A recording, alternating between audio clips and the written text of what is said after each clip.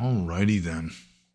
Hello and welcome to question and answer number 126. I am your host, Panyo Basa, and this is my beverage. And this is the emergency backup beverage, just in case. Furthermore, this is the jar of sacred salve, and this is the Cajun seasoning, so I'm ready for anything, except for maybe a few of the questions that I'm going to attempt to answer. So I'll just ceremonially remove the little paper umbrella from the beverage, take the preliminary sip, and I'll just wade into this in a state of being unwashed and unkempt, because I didn't bathe today. I bathed twice yesterday, so man, I just twisted my tongue trying to say that. So, without any further ado, I'm going to answer questions here, or at least try to answer questions. The first one is one of the more difficult, subtle kind of question. It's from Master Po, which is what you would expect from Master Po. And Master Po says, if one enters Nirvana, or enters Nibbana, if one enters Nirvana, can one also exit Nirvana? And who is it that achieves Nirvana, or anything for that matter, being no self in Buddhism? Well, it all depends on how you look at it, I guess.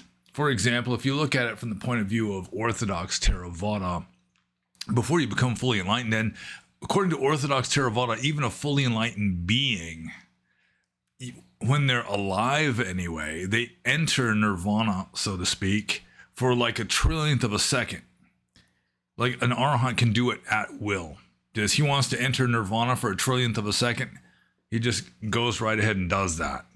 And then you go into a kind of very brief coma, and then you just regain normal consciousness again, which is not very convincing to me. I really have a little difficulty in swallowing that information. So, I mean, really, there's no entering of Nirvana. There's nobody that enters Nirvana. The whole thing is a paradox, and I say it over and over again, and people don't like not having things resolved. So I really don't know what to tell you. Like in Mahayana, they play up the paradox. You know, they point out there is enlightenment, but there's nobody that becomes enlightened. You know, there's no real state that you can point at. It's just kind of paradoxical because it is off the scale. The intellect cannot understand it. You can't intuitively understand it with your feelings even. But some people, they're just not satisfied with this. They want to grasp Nirvana and what it's all about. And so they'll just keep asking until finally somebody, possibly a charlatan, will give them this smooth-tongued, glib answer that is emotionally satisfying. And there you go. But the problem is any kind of emotionally satisfying explanation of what Nirvana is going to be just as invalid as an emotionally unsatisfying explanation of what Nirvana is, or like the whole mechanism of enlightenment.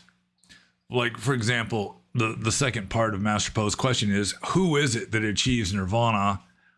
Nobody. There never was anybody.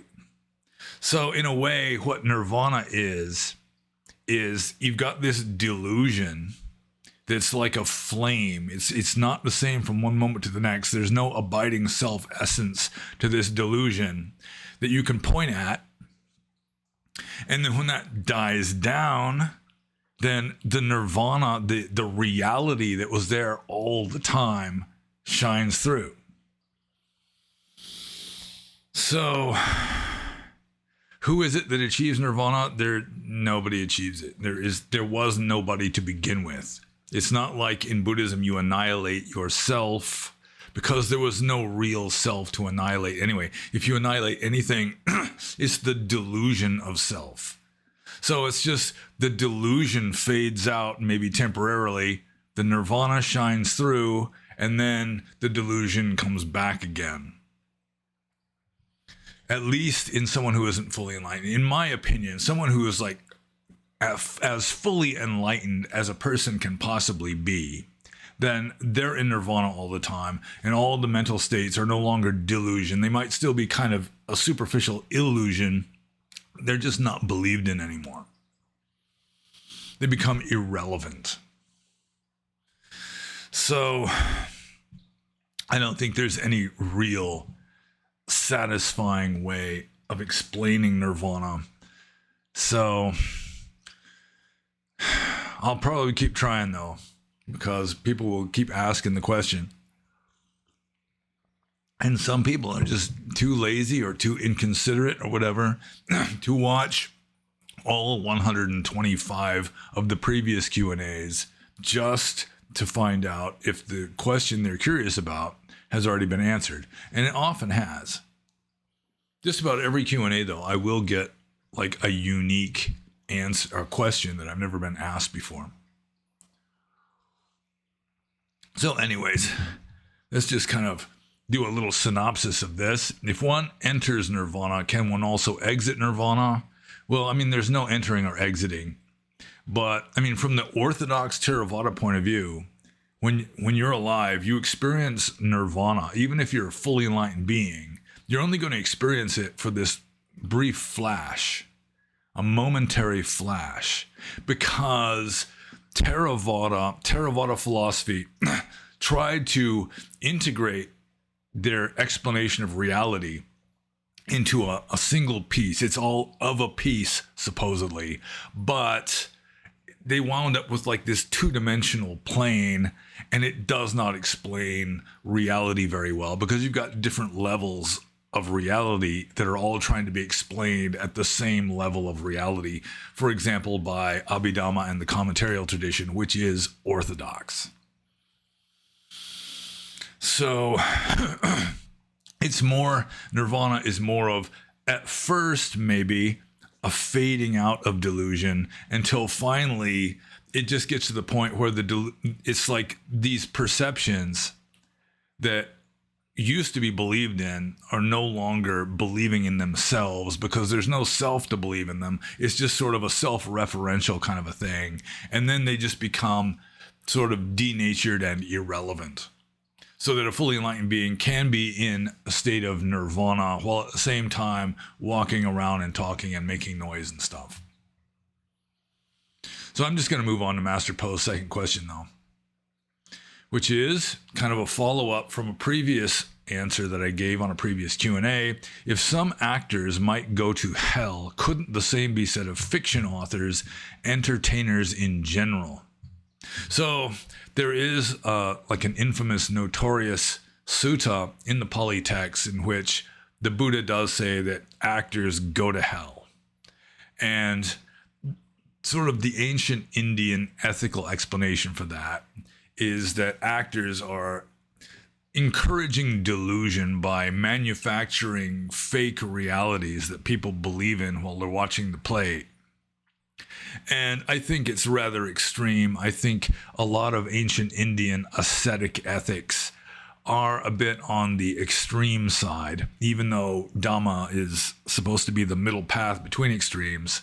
Still, it is to some degree a product of ancient Indian culture, which was fairly rigorous in its denunciation of worldliness, of a worldly life, of sensuality. And so actors, in addition to being sensual people as a general rule, show business people are notorious and always have been, as long as there's been show business. Still, that's really not the Buddhist, the ancient Indian explanation of why actors go to hell. It's not like they're moral degenerates, which is the way most cultures traditionally have looked upon show business people. It's a whole different reason in Theravada Buddhist ethics. And so anyways, Master Po is asking if actors can go to hell for creating false realities that people believe in, at least temporarily, couldn't that be a similar case with fiction authors?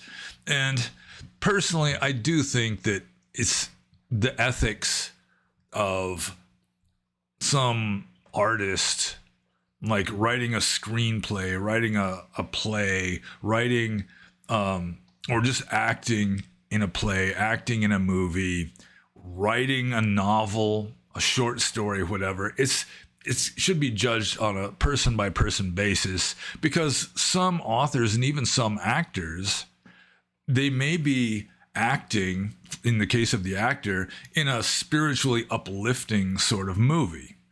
You know, some people find certain movies profound and helpful.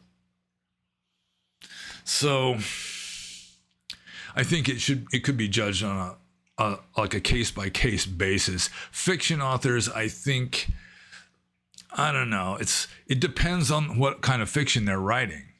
You know, some fiction writers are writing uplifting stuff, like what Richard Bach, for example. I think that's his name. He wrote Jonathan Livingston Seagull and Illusions and so forth, which are profound.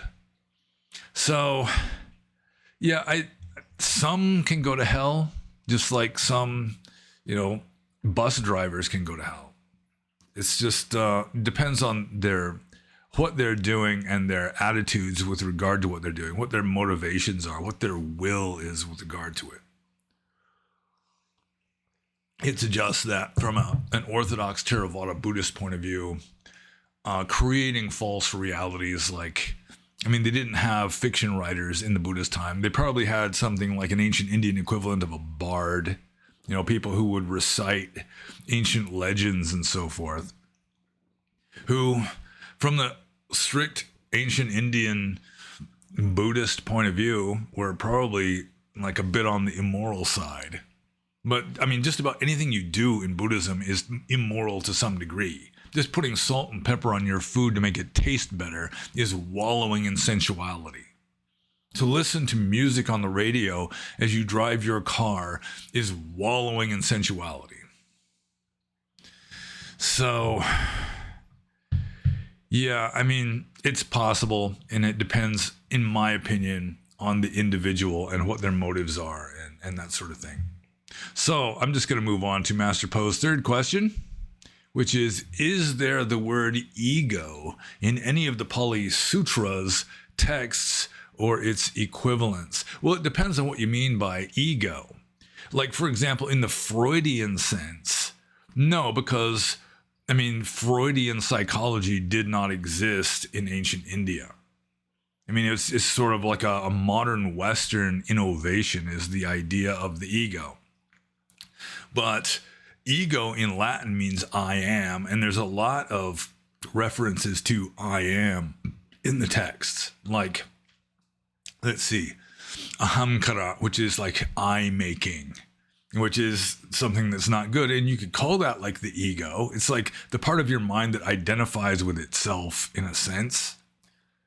Like the self-identity, the conscious, sentient self-identity, I guess. Or just the personality, the outward personality, something like that. With asami mana, the conceit I am. So, there's a lot of talk about that in the Pali texts. Just the concept of a self or I am, which is, I'm pretty sure what ego literally means in Latin is I am. I could be wrong. I'm no Latin scholar. But, you have sort of rough, crude equivalents to an ego, especially with regard to self-view, just believing that I am. It's like personality view. There's a lot of talk about that in different words in Pali, in the Pali texts. But as a Freudian term, it just doesn't exist, because the whole idea of, the ego, the id, the superego, the Oedipus complex and all this, that's Freudian psychology, which didn't really exist.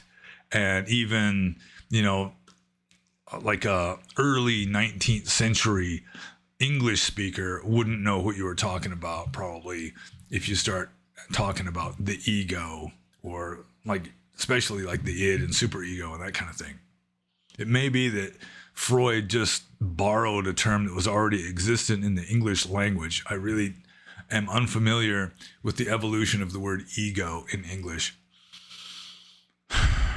So yeah, with regard to self-view, asami mana or ahamkara, words like that, and like sakaya ditti, there's a lot of terms that are like related to the idea of believing in oneself's like ultimately real existence.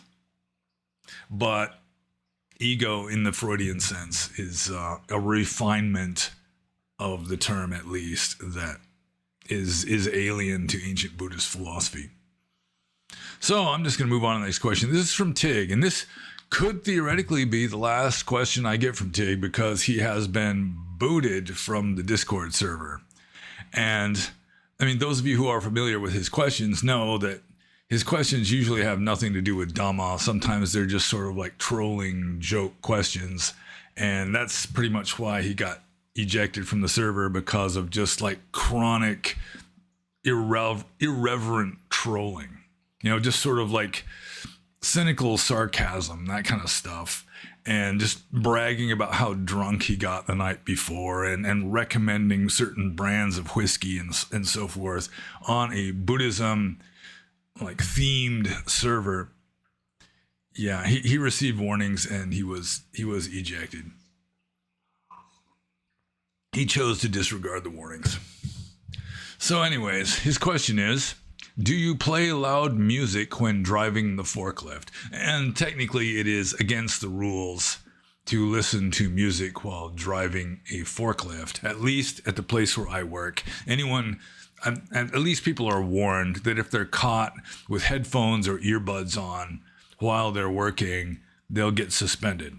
Just because you have to be very alert and aware of your surroundings. And when you cannot hear somebody yelling or blowing their horn at you, that kind of thing, then that is an unsafe situation. And although other unsafe situations apparently are allowed, that particular unsafe situation is not allowed. So I probably, even if it were allowed, like the two previous places where I worked, it was allowed to listen to music, but you could only have like one earbud in. You always had to have at least one ear unobscured by something stuck into it. So, yeah, I think I answered that question. I'm moving on to the next question. This is from Arain. And Arain says, what is the best Brahma Vihara resource? And the Brahma Viharas have never really been particularly interesting to me. It's the four Brahma Viharas. There's a lot of discussion about them, a lot of teaching with regard to them in Burma and also in the West. Maybe a little more in the West than in Burma. And it's the four Brahma Viharas, or the divine abidings, are metta, or generally loving kindness, mudita, or like sympathetic joy, being happy at another person's happiness. No, that was the third one. Karuna is the second one, which is compassion. And the fourth one is upekkha, or equanimity. And there are a number of books written just on the Brahma Viharas. And because I was never particularly interested in the subject, I haven't read any of them. But I do know that they exist. And I'm sure that you could do a little research. Just ask somebody that knows more about the subject than I do, what is the best book about the four Brahma Viharas? And it may be that Ajahn Thanissaro has written something, or Bhikkhu Bodhi, or somebody.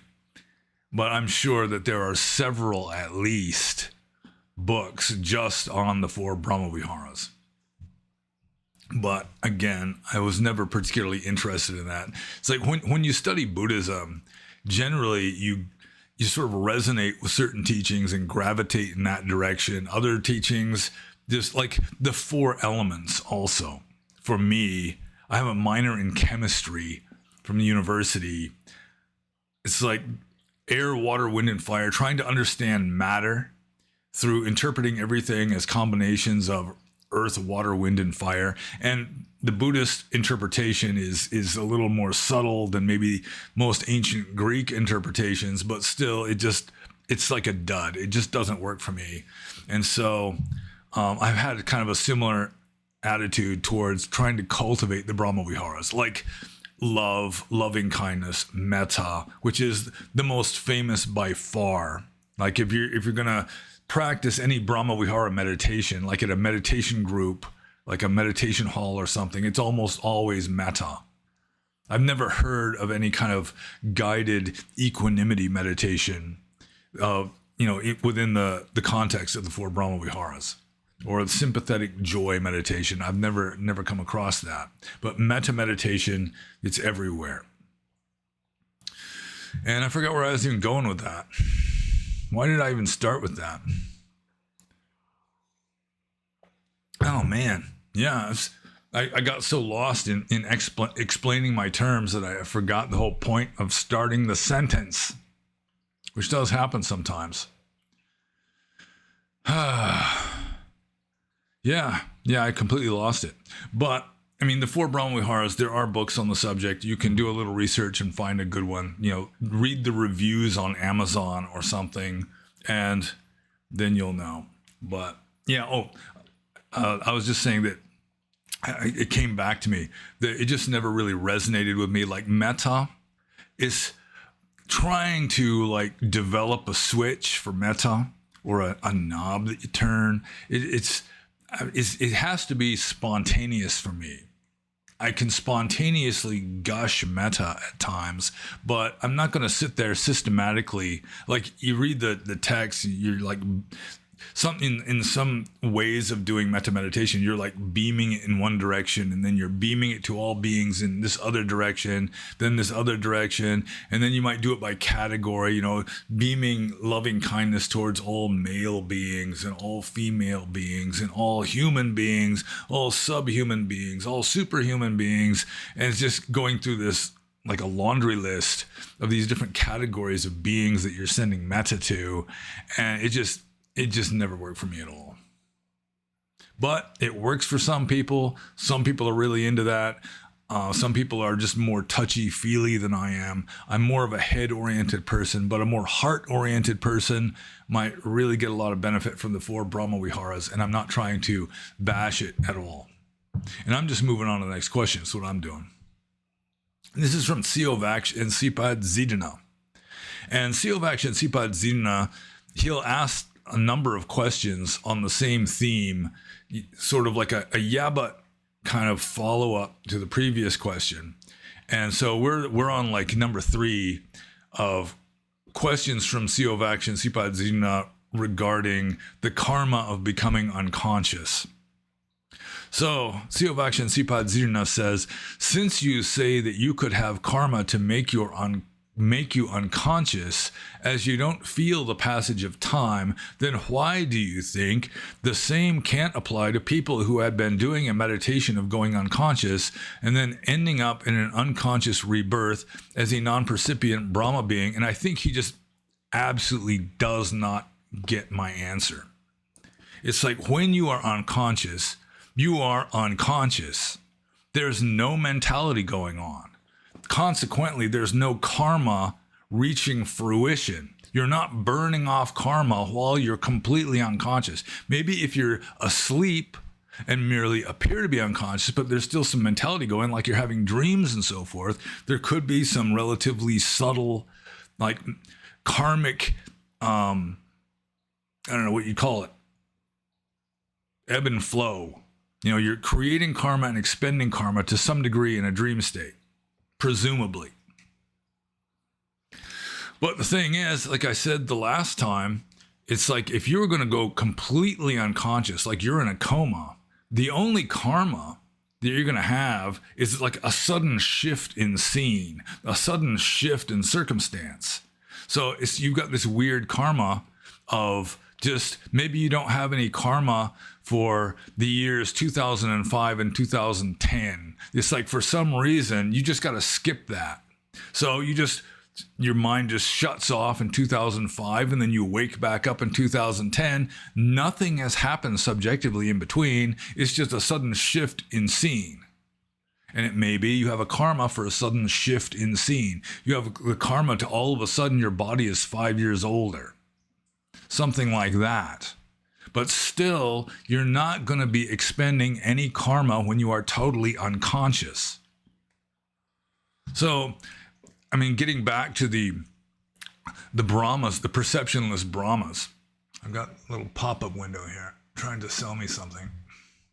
Perceptionless Brahmas, supposedly they occupy a heaven realm that is far above the human realm, according to the 31 planes of existence scheme of Orthodox Theravada Buddhism. There's this one plane, this heaven realm of the perceptionless Brahmas, where they are like statues. They have no mentality going on because according to Abhidhamma, according to Orthodox Theravada, if you're going to be conscious, you have to have perceptions. So they're not conscious. They're like statues. They cannot possibly expend any karma. There's no change in their karma the whole time that they are in suspended animation. It may be that their karma is that they're just going to skip a few zillion years, but I don't know why they would do that. It wouldn't even necessarily be a noticeable elapse of time, really. I mean, it might as well be 10 years as 10 trillion years.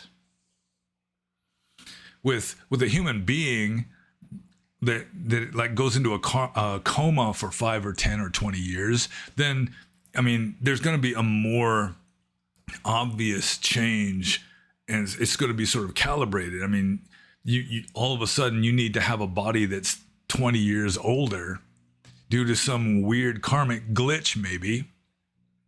Then you just become unconscious and you wake up again, you're 20 years older. But when you're in the coma, if there's no mentality going on, then there's no karma being made or expended. No generation or fruition.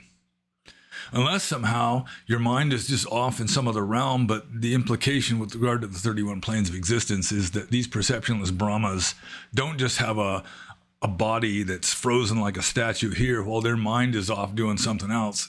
That's not what they're saying. So again, if you are going to become completely unconscious for 1 second or one world cycle, then, I mean, really it's all the same because there's no karma that's actually being expended. It's just that you have this karma to suddenly skip to a sudden change of scene. And that's it. That's all it amounts to. Or there might be other ramifications of it, but nothing is happening subjectively with regard to your karma if your mind is completely not working at all. So I'm just going to move on to Siyovaksha and Sipad Zidana's next question. And he says, this is a question I ask to you as a biologist rather than a Buddhist, as I know that is also your specialty. What are your thoughts on parents gene editing future children? Personally, I see it as a moral good, as you would probably agree that much of the important things in life, IQ, discipline, looks, morality, are highly dependent on genetics and not just a product of the environment as well, and thus worth the risks of potential side effects of removing the seemingly bad genes in your kids. They might have some evolutionary reason to exist, but the pros seem to outweigh the cons in our current niche. Well, I've answered this question before, and like I said before, I think any kind of like genetic manipulation, like genetic engineering, is going to be a mistake, because humans are only human. They're going to be improving one thing and overlooking something else. It's sort of like breeding a particular breed of dog. I mean, in a less extreme case than genetic engineering, still certain breeds of dog, they're way more susceptible to certain kinds of diseases or tumors and all kinds of strange things. So human scientists, if they're going to try to engineer, they're going to play God and create the genome of some child with an IQ of 300, an expected lifespan of 300 years. They're going to look perfect. They're going to, be 2 meters tall and all this. Then they're inevitably going to overlook certain things because they're not omniscient, and you're going to wind up with drawbacks. You're going to wind up with the dark side of all that. But I think a better method would be if you could screen, like, the husband, the father, the prospective father donates a semen sample, and then you got like these technicians that are screening out the spermatozoa that are carrying like lethal genes or certain like disease genes, that kind of thing. Then if you just screen them so that you're getting the healthiest ones, then I think that would be much less of a case of playing with fire than you've got like technicians that are actively genetically manipulating the genome of some child to be born. That's going to have its own moral problems from a Buddhist point of view, and also just like difficulties from a biological point of view, because inevitably humans are going to overlook something and create some kind of monster. So I guess I answered that one. And so I move on to Siovakshan Sipat Zidana's third question, which is, how long is TIG banned for? And yeah, I'm thinking indefinitely. I'm not going to just vow in public, just swear on a stack of Bibles or something that he'll never come back. He'll never be allowed to come back, but it's not going to be anytime soon. Maybe after he matures a bit, because the reason why he got kicked off is just for being a cynical, trolling smartass who was just devoid of reverence, it seemed like. And even after a fair warning, within minutes of receiving a fair warning, because he posted some kind of orgasm music in the music channel, the music channel itself was not a particularly good idea, in my opinion. From a Buddhist point of view, it's wallowing in sensuality. It's adharmic. So anyways, I warned him, and then within minutes, he's actually inviting someone to watch porn with him. And it was just a joke, but it was just the standard TIG trolling kind of a joke that got him ejected. So I'm just going to move on to the next question. This is from Maitreya Buddha. But I will come back. It's in a Discord server that is dedicated primarily towards Dharma and Dharma adjacent issues for the most part. There really does have to be some minimum standard of allowable conduct. Certain things have been not allowed from the beginning, like angry name calling at other members, that kind of thing, abusive speech. We should use right speech, but still there has to be a certain kind of bare minimum of like morals and a certain reverence for Dhamma. Not necessarily reverence for me, although, if it gets just flat out abusive, that's not good either. But yeah, definitely. This is a uniquely Western kind of a problem. In a Buddhist country, this kind of thing is rare. But in America, just irreverent, like cynical trolling people participating in Dhamma forums and so forth is really not all that uncommon. So anyways, I'm just going to move on to the next question. This is from Maitreya Buddha, who says, what are your thoughts on Jiddu Krishnamurti? And I have to admit, I like Krishnamurti. Generally, if I just say Krishnamurti, I'm referring to J or Jiddu Krishnamurti. And if I'm referring to UG Krishnamurti, which is an entirely different Krishnamurti, then I would specify UG Krishnamurti. But if I just say Krishnamurti, and I'm not already talking about UG, I generally mean J.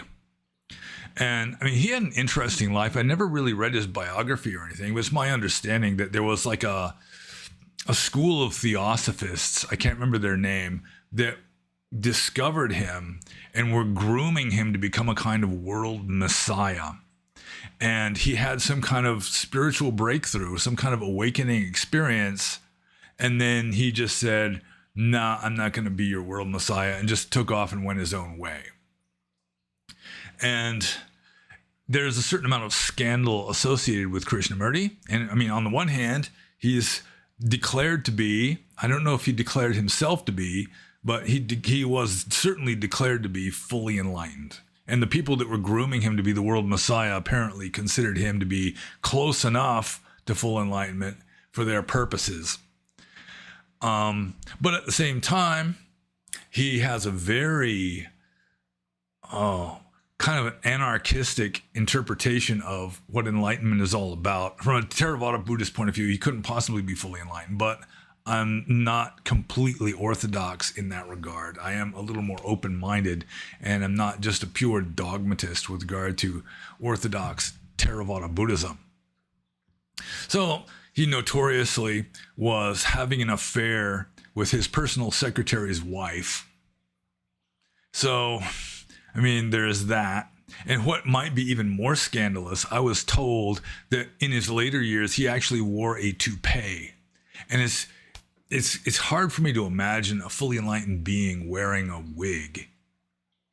I mean, unless it's for some sort of ceremonial purpose, but just for like cosmetic purposes to look better, it's kind of a paradoxical case. I would be more inclined to I'm more inclined to be open-minded with regard to Krishnamurti's enlightenment than, say, Osho's enlightenment. I was asked about Osho in the previous Q&A.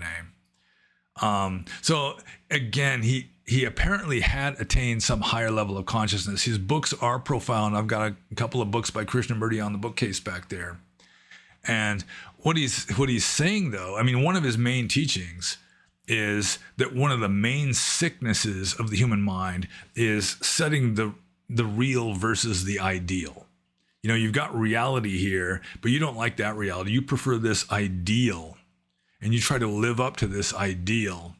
And I should have like included at least one of his juicy quotes on the subject. But he says, you've got this ideal on what kind of a person you should be, how you should act, how you should speak, and you fail to live up to that ideal, which inevitably results in hypocrisy and a dishonest life. You know, he just hammers away at this bullshit dichotomy of real versus ideal. It's like whatever reality is, that's it. I mean, don't fight against reality because you're going to lose. So, I mean, if you're just an asshole of a person, don't struggle against your assholery. You know, you should be mindful of it and try to understand it. And ideally, if it is intended to be, it will fade out the better you understand it, because assholery is often the result of ignorance anyway. So, when I was still a monk living in Burma, I had a certain friend who was a hermit who lived inside of a big hollow tree. And he was familiar with Krishnamurti. And I told him about this scandal that at the time I had just heard about how he was messing around with the wife of his personal secretary. And this hermit who lived in the tree just said, so? It's not in contradiction to what he's teaching.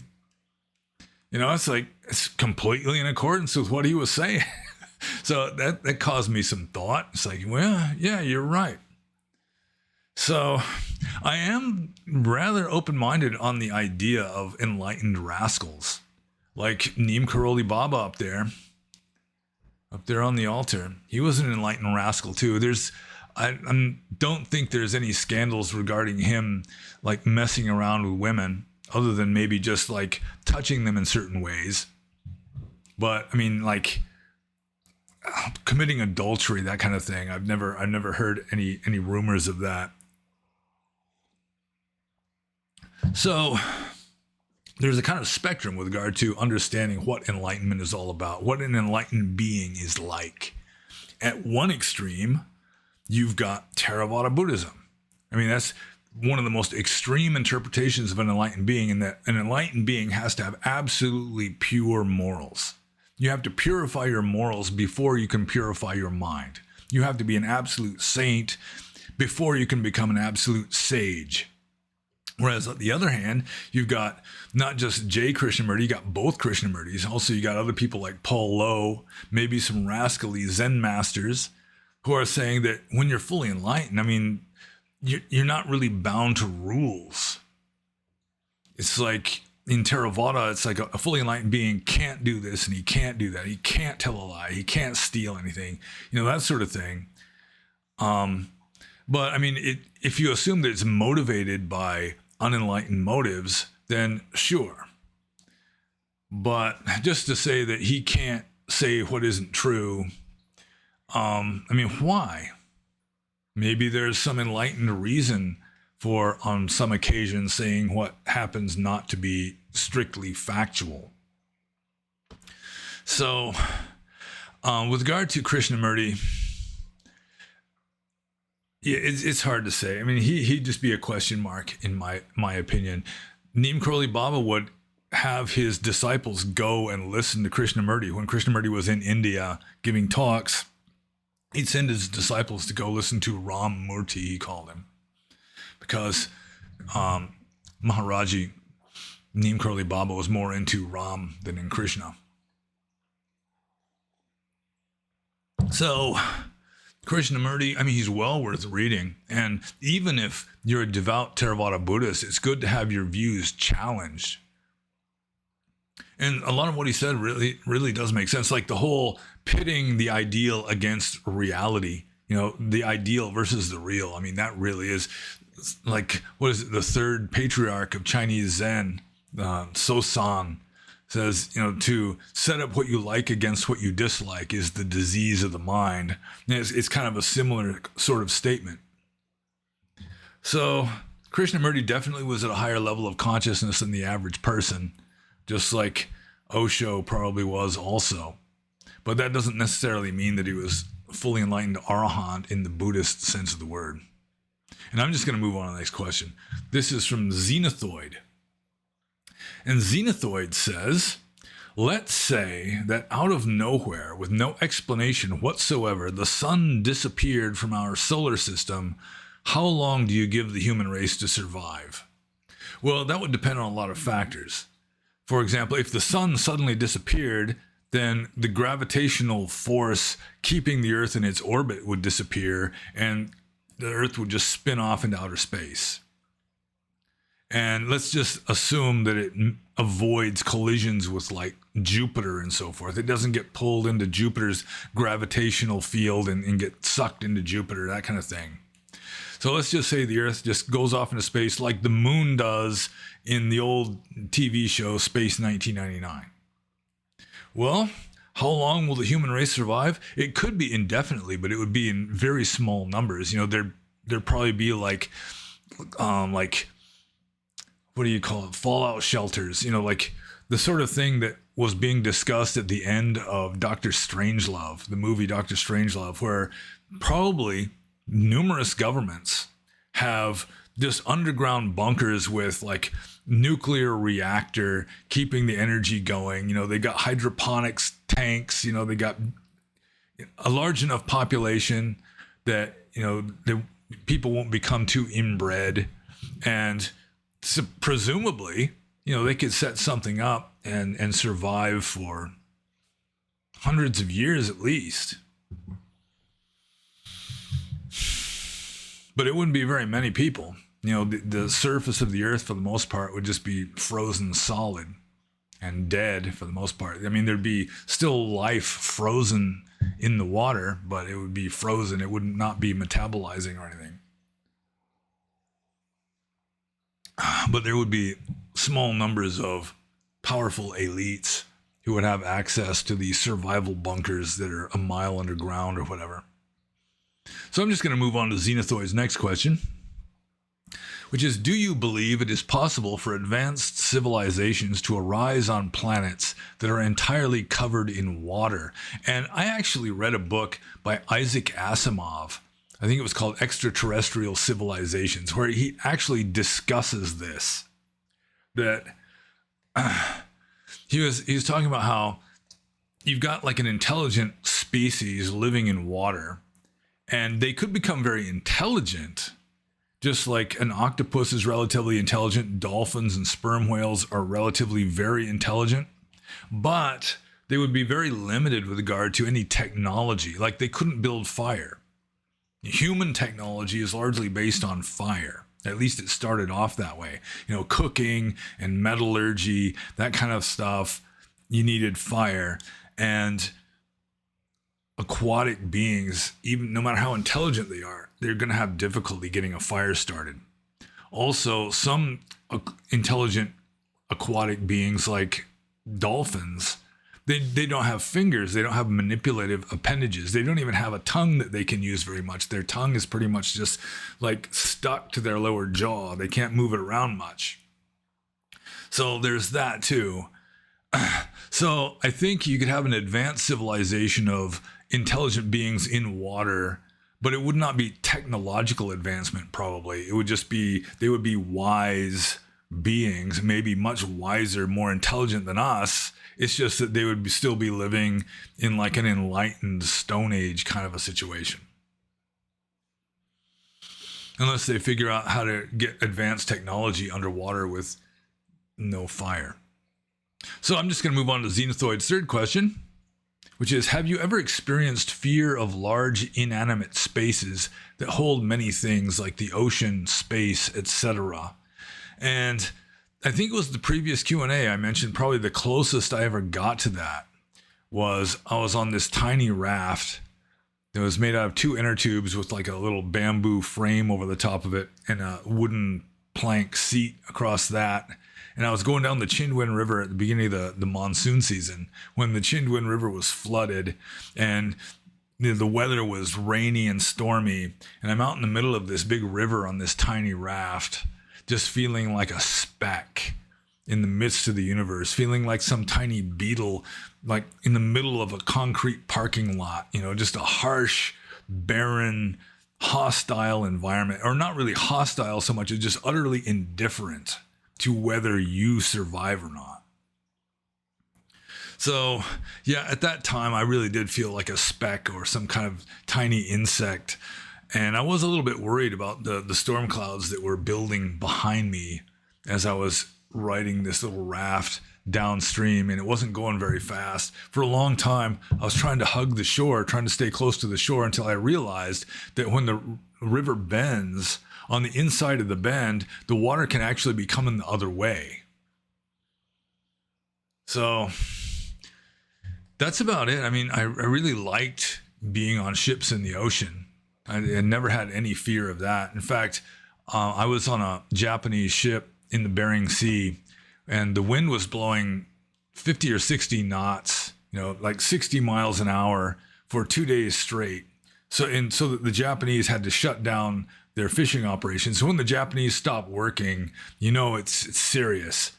And I went up on the bridge, and it was just glorious. I mean, it was just the waves were like these moving hills, and the ship would just go up the side of one of these waves and then just come crashing down and just water spraying everywhere. And then the bow of the ship would just be like shuddering and vibrating as it comes up again and then smash back down again.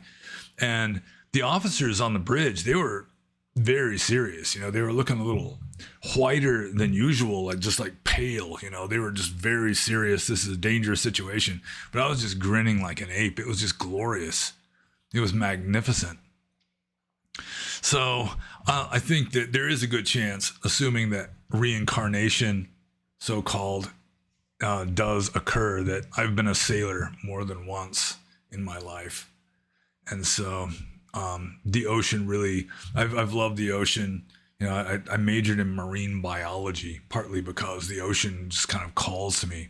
And now I'm living in upstate South Carolina, which is quite a distance away from the ocean. So getting back to the question though, have you ever experienced fear of large inanimate spaces that hold many things? Not really. Like I said, the closest I came was being on a tiny raft in the middle of the Chindwin River at the beginning of the monsoon season in Burma back around the year 2000. So I'm just going to move on to the next question. This is from Nodding. And Nodding says, According to the first noble truth, everything except for nirvana is dukkha. Does that then make Buddhism itself dukkha? Whenever I read the suttas, I end up perceiving logical dilemmas, which is frustrating and makes me suspect that all religious doctrines, Buddhist or otherwise, are inherently unsatisfying. And yes, Dhamma also is dukkha. The thing is that Dhamma is sort of like skillful means. It's like reduced dukkha that leads to further reduction. But so long as you've got something conditioned, including Buddhist teachings, they're not going to be fully satisfying, and they're going to cause a certain amount of unhappiness, dissatisfaction, unease. So, I mean, just trying to live according to Dhamma, you're going to get a lot of dukkha. Let's say you really take the text seriously and you just become a homeless wanderer wearing rags, sleeping under trees. I mean, just like 2 weeks after the last rain, you're sitting under a tree. You don't have a mosquito net. You just get eaten alive by mosquitoes, and you're not even allowed to slap them. So there's a lot of dukkha involved. It's just that it's kind of dukkha that's geared towards like gradual reduction of dukkha. You know, it's you're sort of tapering off. You're weaning yourself off of misery by practicing Dhamma, but the misery is still there. It just becomes more and more attenuated until finally you get to a certain point where your suffering and delusion become rarefied enough that you can just sort of see through it and transcend it. But I mean, even according to the texts themselves, the simile of the raft, for example, Buddhism is just a raft made out of rubbish. It's made out of sticks and vines and grass and this kind of stuff that you use to get across the flood. And then once you've crossed the flood, you just cast it aside. You don't need it anymore. So I think I'm just going to move on to Nodding's second question, which is as follows. I'm also curious what you think of Ramana Maharshi's teachings on God and whether or not they are compatible with Buddhist philosophy. His descriptions make God seem like a conditional manifestation of ignorance, which perhaps would be compatible with Paticca Here are some of his comments. Quote, Ishwara, the personal God, the supreme creator of the universe, really does exist, but this is only true from the relative standpoint of those who have not realized the truth, those people who believe in the reality of individual souls. From the absolute standpoint, the sage cannot accept any other existence than the impersonal self, one and formless. Ishwara, God, the creator, the personal God, is the last of the unreal forms to go. Only the absolute being is real. Hence, not only the world, not only the ego, but also the personal God are of unreality, unquote. That was Ramana Maharshi saying that, not me.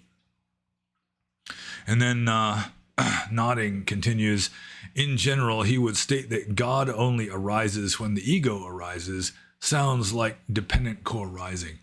Well, it seems to me that what he's talking about is the personal God as opposed to like an impersonal absolute God. Like in Hinduism, setting aside the Ishwara, you've got Brahma, who is a personification of ultimate reality, with the ultimate reality itself being Brahman in the neutral gender, the neuter gender. So there's like two different ways of dealing with a capital G monotheistic God. You've got like the personality God who's like doing stuff and preferring good over evil and, rewarding good people and punishing bad people or smiting bad people, this sort of setting down rules and laws. This is like most of the Western monotheistic conception of God it's like a giant man. And then you've got the more abstract God, like Brahman, or really even if you read like some of the more advanced Roman Catholic theology, probably Greek Orthodox would be similar, where it's no longer a he no longer has any preferences. He no longer lays down any commandments, anything like that. It's just ultimate reality.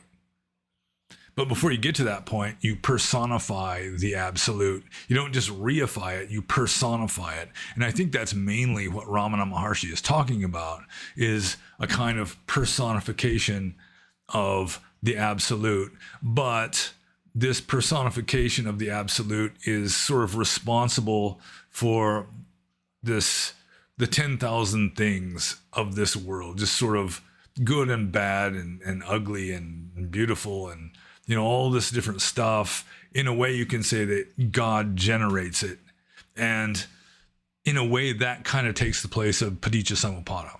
So you could say sort of, there's like an overlap. They serve the same purpose in certain respects, in that, this multiplicity of the world that we are living in with all its causes and effects, its perceived causes and effects. From the Buddhist point of view, it's just impersonal, dependent co-arising, nature taking its course. Whereas in a more theistic religious system, then, God just kind of steps in automatically and you apply all of that to God. Or you apply a lot of it to God anyhow. So I think mainly his description is, the absolute God or Brahman, which is a more advanced conception than the personified Brahma, the God that actually cares about, answers prayers and that kind of stuff. And you start off with a more elementary kind of understanding of God, and then eventually you just get to the point where it's just ultimate reality. So yeah, I think there is a certain amount of overlap with regard to a personalized, personified God and dependent co-arising, but the personified God goes beyond just dependent co-arising with regard to the attributes that are attributed to the personified capital G God. But they kind of both take care of sort of regulating the phenomenal universe. So I guess there's quite a bit of overlap. And I'm just going to move on to the next question. This is from Quaesitor. And Quaesitor says, if there is no self, does that mean that there is the experience and an observer, but no experiencer? Or perhaps the experience itself requires a witness for it to exist, and the identification to that experience is what creates self. So this is kind of a complicated self-referential sort of question. Maybe I should kind of try to ignore the second half of it, at least for the time being. So if there is no self, does that mean there is the experience and an observer, but no experiencer? No, there's no observer. There's no experiencer because there's no self. And in fact, depending on what school of Buddhism or how you interpret things, there is, from the Theravada point of view, you could say there is the experience. But from like some Mahayana schools, we'll even go beyond that. It's like, now even the experience isn't ultimately real. And I would tend to go along with the Mahayana Buddhists on that one. So I would say that there's no experience, there's no observer, there's no experiencer. That, again, I've explained this many times. It's getting back to like the uncarved block of marble. The uncarved block of marble is the reality, and you've got an infinite number of possible statues contained inside that block of marble. They're really in there. They're already there. All you got to do is just disregard the extraneous rock.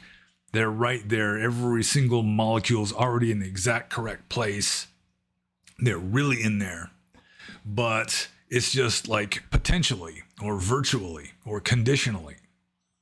So these experiences and observers and experiencers are potential, conditional, virtual, but not ultimately real. The only reality is just the rock itself. And when you got nothing to compare that rock with, then even that becomes meaningless.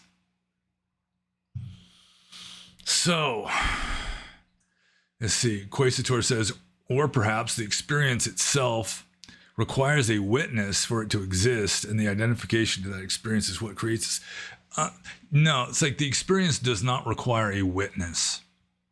That is a misunderstanding, because like you've got a perception. Let's say you've got this perception. The perception itself is conscious. So, I mean, you don't need some conscious being to have the perception, because the perception is already conscious. And then that perception is forming sort of a web with all these other perceptions that create the illusion of a conscious personality. But there is no consciousness that has these perceptions. I mean, you can say that the underlying essence of the perception is consciousness, but still that's not saying that there is this overall consciousness that's having that perception. It doesn't work that way. The consciousness, the perception itself is perhaps, as you can say that its substance is consciousness. And that's, I mean, it's conscious. The thought itself is conscious. It doesn't need any kind of like observer or any such thing. So I guess instead of spending another 5 minutes wallowing in that, my attempts to explain, I mean, some of this stuff is really hard to explain because human language is not designed, the human brain is not designed to know this stuff. So anyways, Kwesi, to our second question. You mentioned that once you achieve a level of subtlety, that you can bail out sideways. When at the stage of daily spontaneous first jhana, which develops into fourth jhana, letting go until there's no detectable clinging and body is no longer felt, but face is still felt. I don't understand that face part. At that point, is there another realization to be had, or is it a matter of letting go of the desire for Nibbana and just remain dwelling in non-reactive and thoughtless stillness until boredom comes, and then observe boredom and return to stillness again? Or will the process of getting to subtler and subtler realities and the fading of feeling on body come to a stage that body is not felt at all, and then it's just Nibbana? Well, no, it doesn't work that your mind just fades out into Nibbana. I mean, it fades out to a point where you become more susceptible to having an insight, like a liberating insight, and experiencing Nibbana. But then, I mean, the mental states come back, and a fully enlightened being is still in Nibbana, presumably. This may not be orthodox. This is how I see it, that it just becomes the perception becomes irrelevant. I mean, I keep saying this stuff over and over and over and over and over and over again. And it's just hard to understand. People just won't understand it. And I'll just keep saying it over and over and over and over. Maybe I'm just not explaining it well enough, but I don't think there is a perfect way of explaining this because it just can't be explained.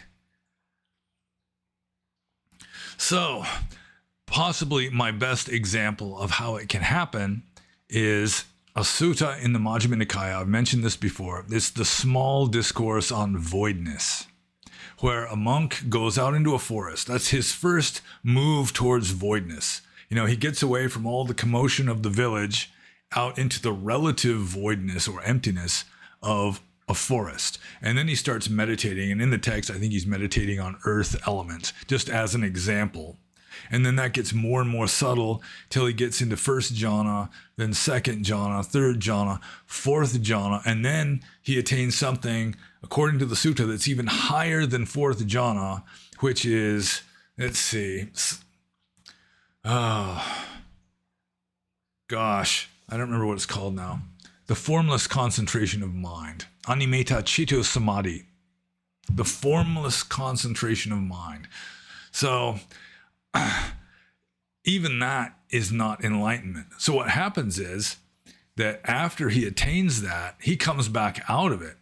And then he realizes he has this insight that arises after he's come out of this deep meditative state, that is as deep as meditation gets. You cannot attain anything higher than that, and still that's not Nibbana. Still that has a beginning and an end. It is conditioned by all the efforts required to produce it, all the circumstances that had to like align in order for that state to have arisen in the first place. it's still a conditioned state. It's not Nibbana. And so you have this insight where finally something just clicks. It's like nothing that you can attain is going to be it, because anything that you generate, anything that you create, I mean, it's just going to be conditioned. It's not going to be in Nirvana. And you can't make Nirvana. You can't make yourself be enlightened. And so it's like, finally, it just dawns on this meditator. It's like he reached the highest possible level of meditation, and even that's not it. And so it's like, finally, it's like this belief that you can attain it. It just collapses, and it's already there. It's all this belief and striving and struggling and all that is obscuring what has been there from the beginning. So even getting into really subtle meditative states, that's not good enough. And a lot of Hindus, they're masters of these really subtle meditative states, and still they don't become fully enlightened. I'm not saying none of them become fully enlightened, but a lot of them are just like swamis. They're masters of these really subtle meditative states, and still they're not enlightened because they're chasing after the wrong thing. They think that they're going to get there by cultivating these more and more subtle mental states, but even that's not the point. I mean, it can help if you have the right attitude. Like in the case of the monk in the small discourse on voidness, he attains these really subtle mental states, and then the vipassana arises. This insight arises that he has attained the highest possible meditative state, and still that's not it. Still it's conditional. And then it's just like something snaps, and he just kind of gives up in a way, and then there it is. Because enlightenment has to be effortless, even though you may have to work your ass off to get to the point where it becomes effortless. So I'm just going to move on to Quesator's third question, which is, if a Sotapanna experiences a glimpse of Nibbana, does this refer to the cessation of perception and feeling, or is that state considered to have no awareness and thus wouldn't give any meaningful insight into Nibbana that would result in the dropping of the first three fetters? Thank you for sharing your insight and knowledge, and may you have a happy new year. Well, same to you. Although people just obstinately continue asking me questions about like the 4 stages of Ariyahood in early Buddhist philosophy, Theravada Buddhist philosophy. And I keep saying that I'm pretty sure that's an anachronism. I don't think the Buddha really taught these 4 stages of sainthood. And so it's pretty much academic what the texts say about them. So if a Sotapanna experiences a glimpse of Nibbana, I don't think originally Sotapannas were superhuman beings. I just don't. I think originally a Sotapanna or stream enterer was someone who had just entered upon a spiritual life, who had begun interpreting their existence in spiritual terms. They would be sort of like the Buddhist equivalent of a born-again Christian, like a genuine born-again Christian, not some famous entertainer who just announces that they're a born-again Christian and then 3 years later they're wallowing in depravity again. So, if a Sotapanna experiences a glimpse of Nibbana, does this refer to the cessation of perception and feeling? Well, Nibbana is not the same as the cessation of perception and feeling. The cessation of perception and feeling, it's another one of these anachronistic states, in my opinion. I mean, you start off with 4 jhanas, and that's not good enough because the ancient Indian philosophical mind was always trying to one-up the absolute. Whatever is the highest, you got some philosophical school saying this is the highest. Inevitably, you're going to have some other philosophical school saying, no, that's the highest you can get to, but we got to one higher than that. And then some other schools say, oh yeah, you think one higher is good enough? We got 2 higher than that. They're just trying to one-up each other, these different philosophical schools or schools just within the same tradition even. So you start off with 4 jhanas, then 4 more jhanas get added. The formless jhanas get added after that. Also, Abhidhamma divides up second jhana into like second A and second B. And then you get these extra states like the signless concentration of mind that I mentioned with regard to the small discourse on voidness, or this cessation of perception and feeling, which is pretty similar to the signless perception of mind. You know, they're just trying to one up. The Upanishads are kind of the same way. You know, you got Brahman, and then you've got like this state that's above Brahman. It's like Upa Brahman or something. So probably the Buddha himself, he taught, you know, there's enlightened beings and there's unenlightened beings. You know, there's no 4 stages. There's 4 jhanas, not 5, not 8. Fourth jhana is practically by definition as high as you can get until these philosophers, it's mainly philosophers, I think, and not actual meditators, are adding extra levels above what's supposedly the highest level. So where am I here? He's asking if the glimpse of Nibbana is the same as the cessation of perception and feeling, and technically, going with orthodoxy, a Sotapanna can't even experience the cessation of perception and feeling, as if anybody can really experience a cessation of perception and feeling. I think some of this stuff might be throwbacks to pre-orthodox times when you could still be conscious without perceiving anything. And then the Abhidhamma scholars and whoever else came along saying, no, if you can't have consciousness unless it's consciousness of an object, and you can't have any kind of mentality without perception and volition and all this, which it sort of standardized the philosophy, but it may have standardized it away from what the Buddha was originally teaching to some degree. So it's not the same. I mean, just assume for the sake of argument that a Sotapanna does experience a glimpse of Nibbana upon attaining his fruition of the path and fruition of being a Sotapanna. Let's say for sure that a Sotapanna sees the glimpse of Nibbana, and also let's just say for sure there is such a state as the cessation of perception and feeling, but I think you have to be at least an anagami to get to the level of the cessation of perception and feeling. So yeah, it's from Orthodox point of view, it's not the same. And from my personal best guess of the situation, my understanding of the situation, it's all academic. You're just talking about artifacts of later early Buddhist Indian philosophy. So I'm just going to move on to the next question here. This is from Nirmit.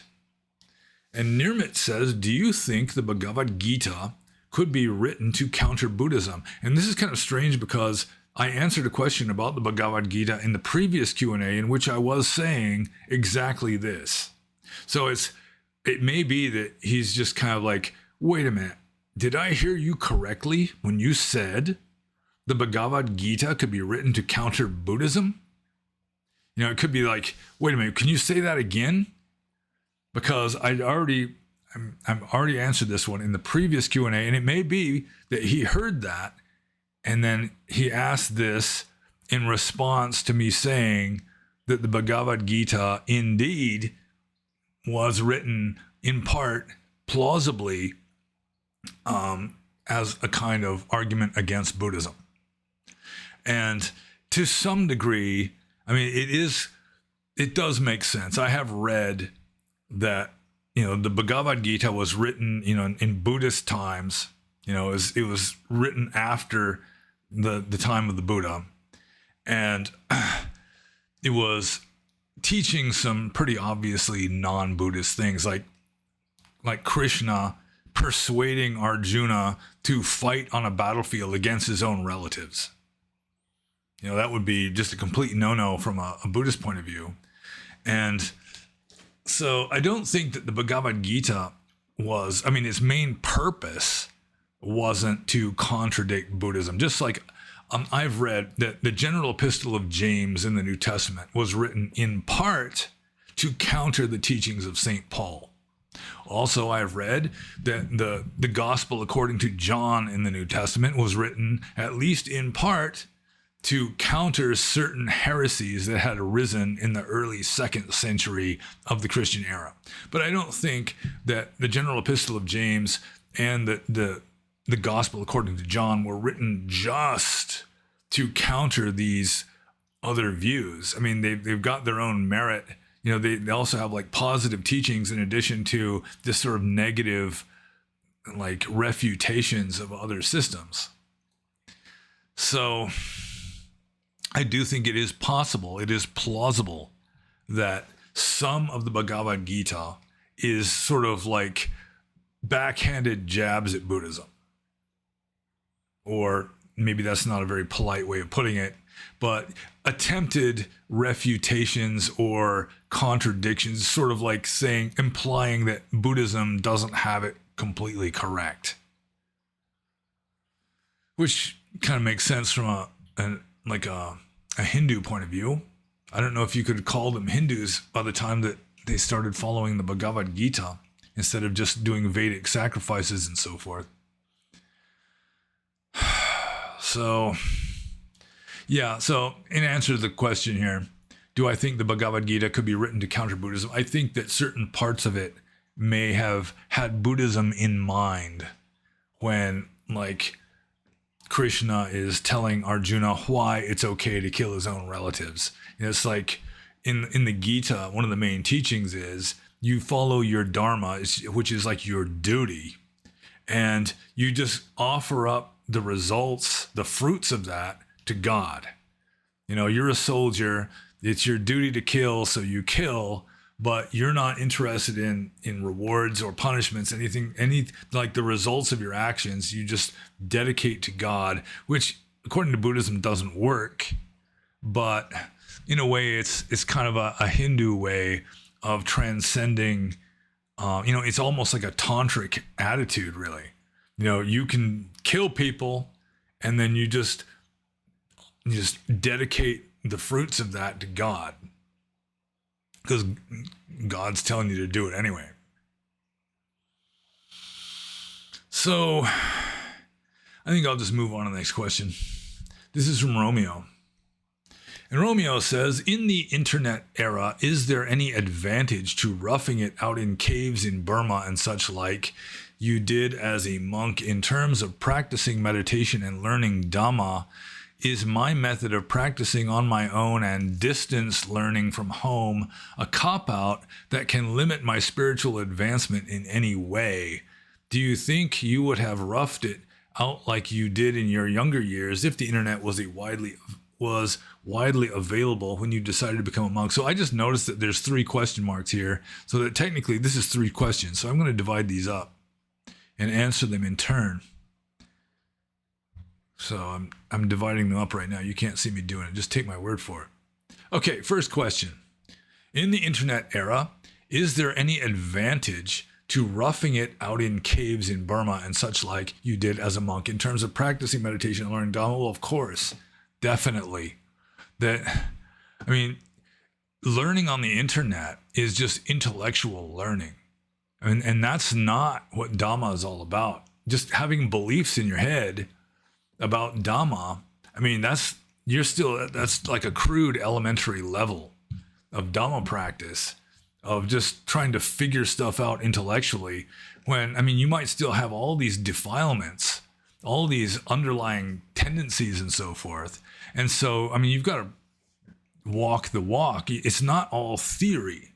You've got to practice it, and practicing Dhamma at a radical level, where, like I've said before, you're wandering around homeless, sleeping under trees. You're not even allowed to swat the mosquitoes, begging for your food in the street, having no family ties, no friends maybe. Just go alone like the horn of the rhinoceros. That is really that's how you learn Dhamma. It's like learning Dhamma on the internet or from reading books is sort of like studying a map. But, it doesn't matter how much you study the map, it's not going to get you where you want to go. I mean, it'll help you. I mean, you'll know how to get there, but I mean, you can study the map till you're blue in the face and you haven't taken a step yet. So, yeah, I mean, you have to like observe your own defilements and just sort of observe them without reacting so that they just kind of run their course. You know, you observe them mindfully and you just note it and let it go, note it and let it go. And it's much more likely to come up if you're wandering around homeless instead of living in a comfy house surfing the internet all day. I mean, you can learn theory that way, but the actual practice, it can take some real doings. It can take some Herculean effort. So I think I'll just move on to Romeo's second part of this question, which is my method of practicing on my own and distance learning from a home a cop-out that can limit my spiritual advancement in any way? Well, in addition to not really practicing the austerity of an ancient Indian monk, again, it's like people have such a short attention span now, mainly due to the internet and like social media. Like anything that takes more than like 20 seconds, a lot of people just tune it out because their mind is becoming flabby. And I mean, just doing what is easy makes you soft and weak and flabby. You have to do what is difficult to make yourself strong. I mean, that's any athlete can tell you that. I mean, athletes don't get Olympic gold medals by reading articles on how best to throw javelins or put the shot or pole vault, that kind of thing. I mean, you can study how to do that on the internet and you can learn some valuable pointers, but you got to go out there and actually do it.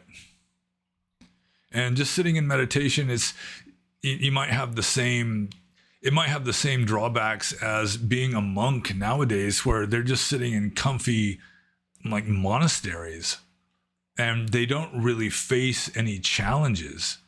You know, it's like all these latent tendencies just remain latent because there's no opportunity for them to arise because they're not being challenged. So, yeah, I mean, definitely you go out and wander around homeless in a tropical Asian forest. It's going to be a very different experience, very different learning experience than studying articles and texts on a computer screen in the comfort of your own home. I mean, you don't really have much opportunity to put the Atthaka Wagga into practice by just studying theoretical stuff at home on a computer screen.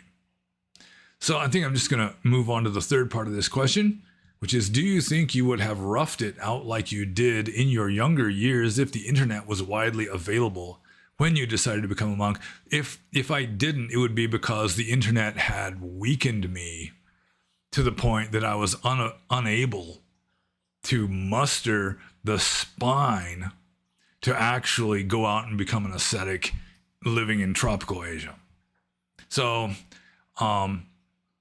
if somehow available internet prevented me from becoming a monk, it would be a bad thing instead of a good thing. It wouldn't save me all this unnecessary trouble of all this trials and tribulations of living in Burma. It would just be, I would just become so much of a couch potato that I just couldn't bring myself to do it anymore. So yeah, the internet really does not create heroes. It creates sort of like spiritual eunuchs, just kind of weak, flabby people that, I mean, they just don't see any point in getting off their chair or off their couch, you know, just shutting down the computer and doing something, you know, substantial. So if available internet did cause me not to be ordained, it would not have been for my benefit. It would just be that I had just become so much of a dopamine junkie and just a couch potato that I couldn't bring myself to do what the Buddha says a person ought to do. So I'm just going to move on to the next question. This is from Terzaskas.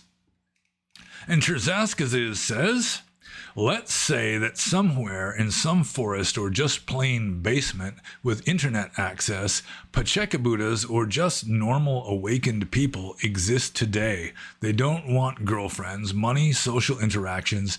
They eat just because they're hungry and there is nothing they have to do.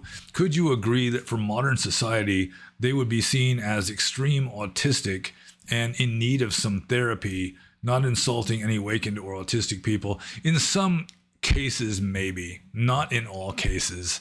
And then in some cases, it would depend on the government system. You know, it's like if everyone is required to participate, let's say it's some sort of communist society where everyone has to, you know, do their fair share in order to get, you know, the equal results, you know, that somebody who's just not motivated, no ambition, who's just willing to get by on the bare minimum and is fine with that, yeah, they might be sent to a thought reform camp or something. Let's see. Yeah, I mean, it depends on the society. It depends on the individual person. It depends on who in the society, what kind of authority figures this enlightened being come across, like the wisdom of the social worker. Let's say someone gets referred to a social worker. You know, it's like they're underachieving at work, and then their boss is sympathetic because enlightened beings tend to be good people that people like. So I'm gonna give you a chance. You go and talk to this motivational therapist, you know, and then if the motivational therapist is just a complete worldly minded, shallow normie, they might say, yeah, he's got problems. But if this same social worker is a wiser person who can really acknowledge, appreciate, even perceive, have an idea of what a wise person is like, that they might see that there's no problem at all. So it just depends on all the different circumstances and the karma of the people involved.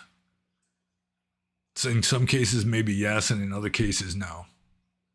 So I'm just going to move on to Terzascazes' second question, which is, do you think that it is possible to compress all major teachings of the Buddha into just one volume, one book, and disregard all repetitions, similar suttas, jatakas, poetic stuff, etc.? Theoretically, it's possible, although really the main problem is knowing for sure what the Buddha did and did not teach. So, I mean, if you're just going to go with philosophical schools, like the most influential teachings, then yeah, you could even use AI to help you compile it and just come up with this volume of, 100 pages or 300 pages or 10 pages or whatever. It's possible. But when you want to know for sure what the historical Gautama Buddha really taught, you can't know for sure. It's largely detective work and guesswork. And I mean, there's no way to be 100% certain. But it's been tried before. I mean, you can find like Buddhism in a nutshell or What the Buddha Taught by Walpola Rahula. There's all these books that are like a little synopsis, like a summary of the main teachings of Buddhism. But whether the historical Buddha really taught this stuff or not is questionable in some cases. So I think I probably answered that one. Yeah. So I'm just going to move on to Terzascazes' third question, which is, what is your favorite milk drink or milkshake flavor? Mine is banana. So that's Terzascazes is saying that his favorite kind of milkshake is banana. And when I was a kid, banana was my favorite kind of milkshake, but it had to have real banana, that artificial banana flavoring, which incidentally just happens to be the attack pheromone of bees. Believe it or not, artificial banana flavoring is the same chemical that causes bees to swarm and sting people. But lately, my favorite flavor of milkshake is peach. I like peach milkshakes. And here in the South, in South Carolina, that peach milkshakes really are not hard to come by. So, yeah, banana milkshakes are good too, I have to admit. Anyways, but with regard to milk drink, he has milk drink in quotes, then coffee with milk in it, which is what I'm drinking now. So anyways, next question is from Gordon. And this is kind of a long, complicated question. It's kind of a trick of asking a whole bunch of questions as one question, I think. But anyways, Gordon says, let's say a scientist sets up an experiment. He finds 8 people, 4 that have expressed an interest in killing another human being, and 4 that won't. He puts each of them in a sealed booth with a monitor and a button. On the screen is a prisoner in a cell, convincingly real, and half of them are told that pressing the button will kill him, and half are told that pressing the button frees him according to the desires they expressed when signing up for the study. They all press the button, but only half of them see the expected result. The other half see the opposite of what they intended happen on screen. Now there's another layer. There is one real man in the cell for each of them, but for half of them, the screen is playing a false but convincing result, and the real result is actually the opposite of what they saw. And for the other half, the screen shows what actually happened. So please describe the karma earned for each of the 8 participants. 1 wanted to kill, believes that he killed, and has actually killed. 2 wanted to kill, believes he has killed, has not actually killed. 3 wanted to kill, believes he has not killed, has actually killed. 4 wanted to kill, believes he has not killed, has not actually killed. 5 not wanted to kill, believes he has killed, has actually killed. 6 not wanted to kill, believes he has killed, has not actually killed, etc. I think you get it. So, describe the karma earned for each of the 8 participants, and it's going to differ from one person to the next. There is no cookbook system for if person A does act B, it's going to result in karmic result C. It doesn't work that way. 2 people can do the exact same thing, even with the same motives, but because the circumstances of like their past karma and everything are different, their feelings afterwards are different maybe. They're going to have different karma because of that. So the people that want to kill, they're already getting bad karma because of their desire to kill, but it's going to depend on like what kind of desire to kill do they have? Are they just a sociopath that's just bored? It's like, yeah, I'll kill somebody. Or is it like, I hate everybody, I want to kill this fucker? So, I mean, even the desire to kill, 2 people can have a desire to kill somebody. And for one of them, it might be like just at least kind of a cold, ruthless kind of a motivation. While the other one is just based on just rage and hatred. So, I mean, just the quality of these 2 people both wanting to kill somebody, just even setting aside like the father whose daughter has been molested by this asshole who's just smirking and joking and says he's going to do it again. I mean, to set aside the indignant father, that kind of scenario, you just got a bad person who just wants to kill somebody, and still there's going to be a spectrum of different kinds of attitudes with regard to somebody wanting to kill somebody that they don't even know. So I think part of what I was talking about in a previous Q&A is going to apply here, in that whether thinking you killed somebody and really having killed somebody, let's say, you got the two people, one of them wants to kill and kills, the other one wants to kill and thinks that he killed but didn't. So the only difference between those would be if there's like a subconscious like telepathy or empathy where at a deep level you actually know whether you killed him or not. If that level exists, if that level exists and has any influence over your conscious mind or over your karma, then there's going to be a difference in those 2 states. Otherwise, there may not. Like, you try to kill somebody and you succeed, or you try to kill somebody and you fail, but you think you succeeded, then the only ethical difference between the karma of those 2 states, those 2 people, would be if there is like a deeper underlying awareness of, through telepathy or just like tuning into some universal omniscience or something at a very deep level if you know for sure that you did or did not kill that person, that might have an effect on your karma. So the person who you don't want to kill them, and then you know that you killed them, or at least you believe that you killed them, then that is just going to be completely a broad spectrum. I mean, from one extreme is you don't get any bad karma at all. Let's say the scientist says, you push this button, you're going to let that person free. You push the button thinking that you're letting them free, and then it kills them. Well, you didn't do it on purpose. I mean, ethically, from a Buddhist point of view, you are not guilty of killing that person. You are not a murderer. The person who tricked you into it might be a murderer, but you are not. So, I mean, at one extreme, you've got like the enlightened philosopher who just says, well, I didn't know. He told me that I was going to let him go. Why should I doubt him? So, I mean, it was just, that's it.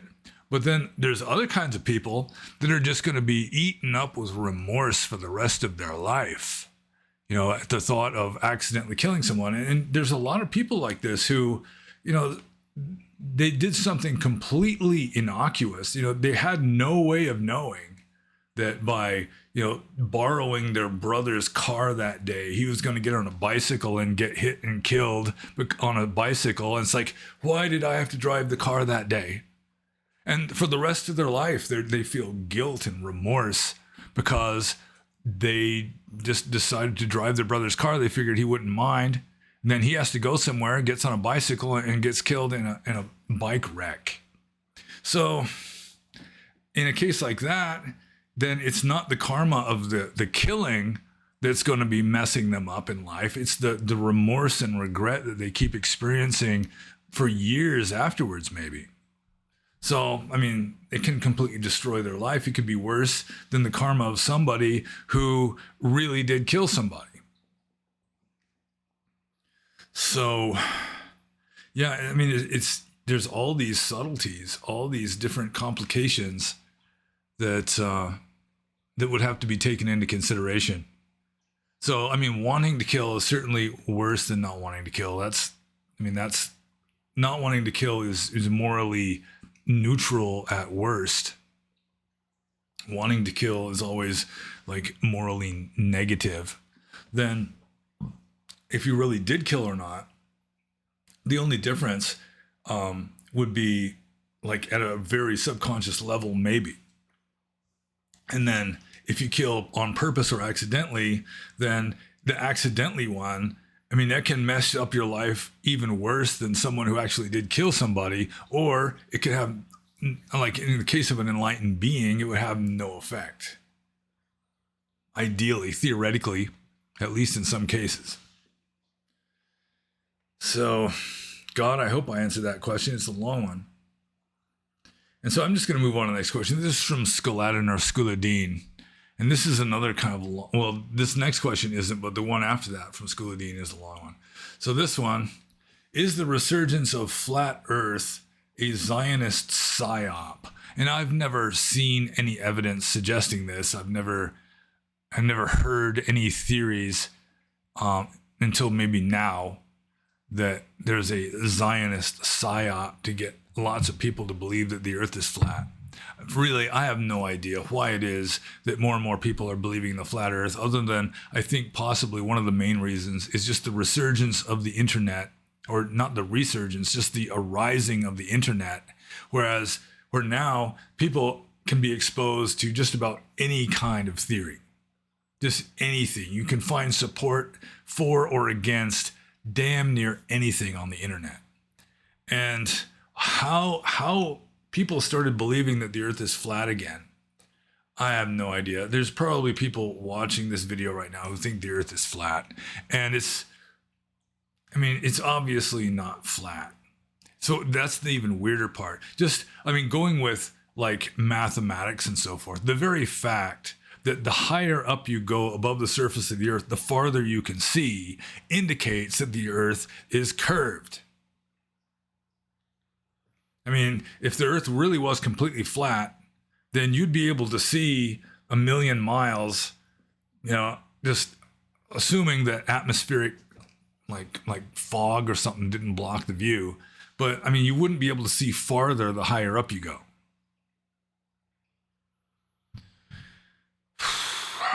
So, I mean, whether all this belief in the flat earth and, the faked moon landing and all that, whether this kind of stuff is Zionist psyops, I don't know what benefit they would get from it other than just like promoting a certain amount of like soft-headedness in certain people.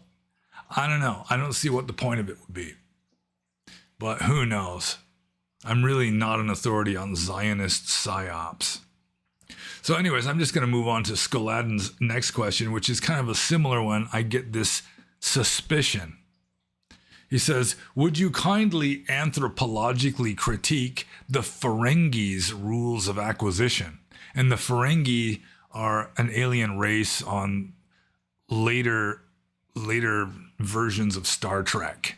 They weren't on the original Star Trek. They were on like the Next Generation. And they're just kind of a caricature of some creepy little alien. Anyways, he's got a list of some of their rules of acquisition. 1, once you have their money, never give it back. 3, never spend more for an acquisition than you have to. 8, small print leads to large risks. 10, greed is eternal.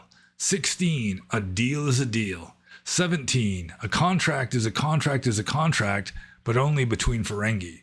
18, a Ferengi without a profile is no Ferengi at all. No, a Ferengi without a profit is no Ferengi at all. 21, never place friendship above profit. 23, nothing is more important than your health except for your money. 34, war is good for business. 35, peace is good for business. 47, don't trust a man wearing a better suit than your own.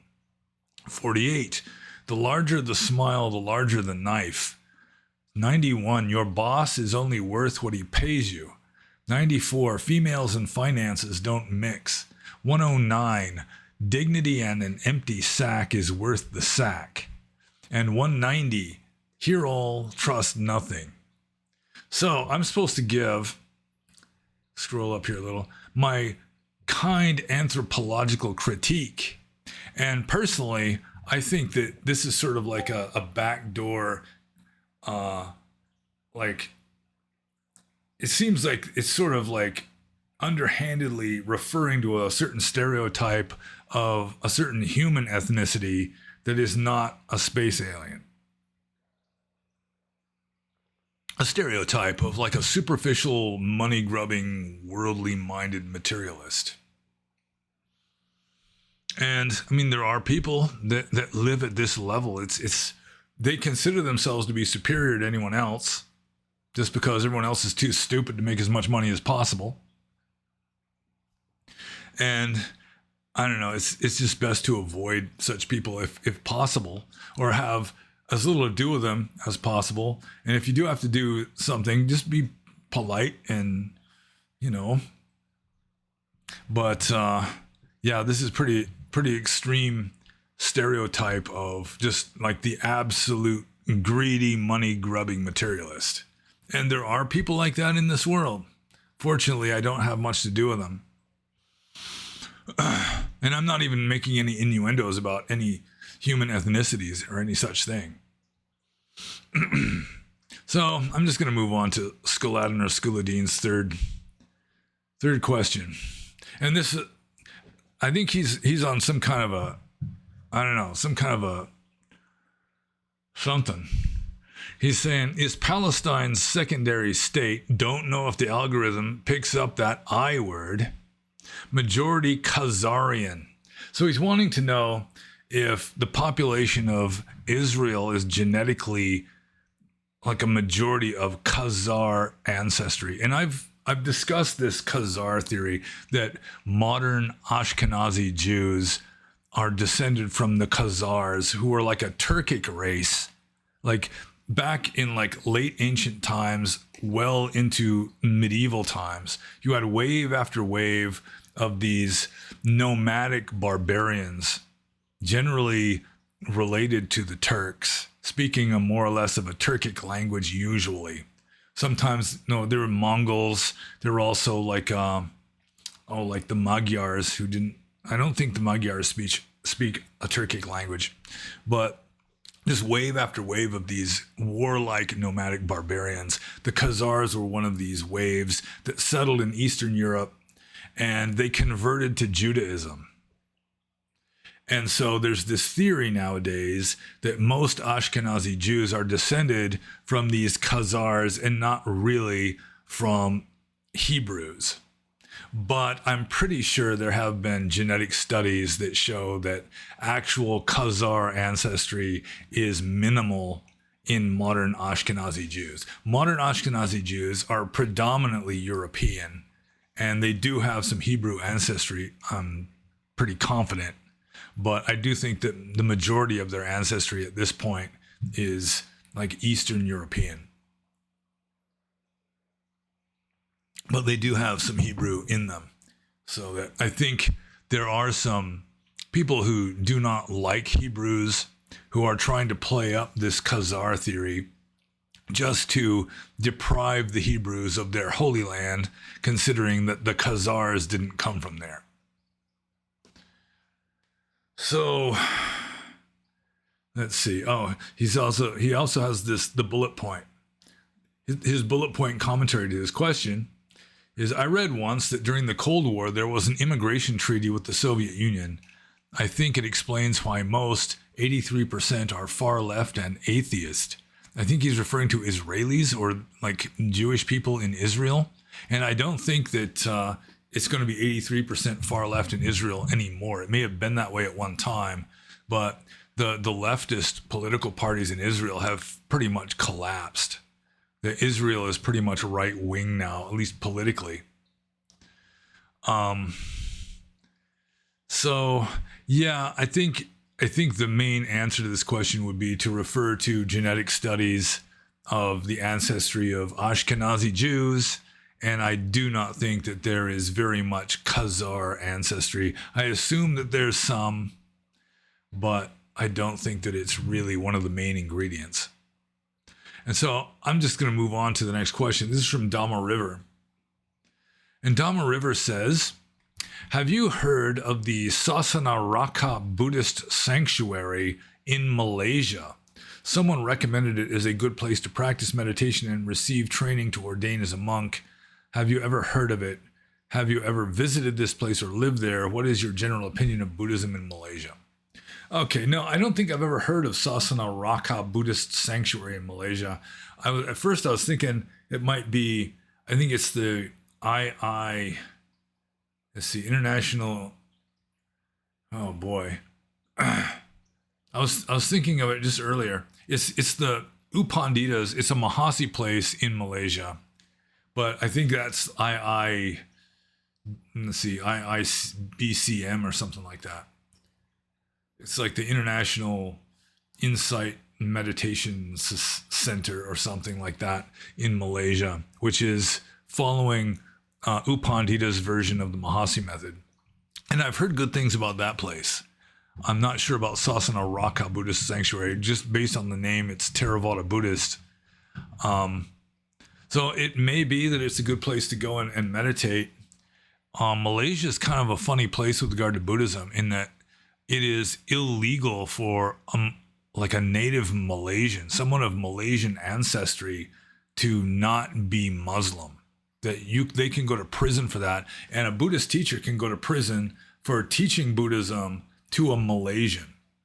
So the fact that you've got Buddhist centers in Malaysia is kind of strange. Like even books, I've had somebody send me a book that was printed in Malaysia. It was a Buddhist book, and on the cover it says not for Malay, or I think it's not for Muslims, I think it says.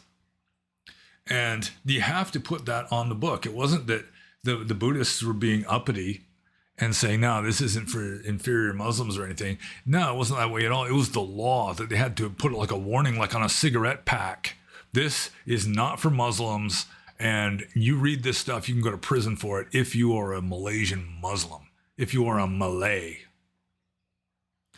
So it's mostly ethnic Chinese people who live in Malaysia that are practicing Buddhism, because you can't, an ethnic Malaysian is prohibited by law from not being a Muslim. So I don't know how alms round would work. I don't think you might not get much food in your bowl if a monk wanders around like a Malaysian village, unless it's like a Buddhist Chinese Malaysian village. So, I mean, I have met some good monks that came from Malaysia. Chinese Malaysian monks are fairly common in Burma. I mean, not like super common, but I have met several of them. So, yeah, I mean, it could be a good place, but I really don't know that much about it. But the whole situation of Buddhism in Malaysia is kind of a strange situation. And I'm just going to move on to the next question. This is from PSA. And PSA says, it sucks that even if we have a solid theoretical understanding of the Dhamma, we are still bombarded with all kinds of feelings and cravings and addictions and habits that are so strong, and it makes you feel like all our theoretical understanding of the Dhamma is so weak in comparison. My question to you is, what can we do to reduce the strength of body sensations that enslave us and dictate so many of our actions? Well, this is why the Buddha set up the Sangha of monks to renounce the world. See, this is why he did it.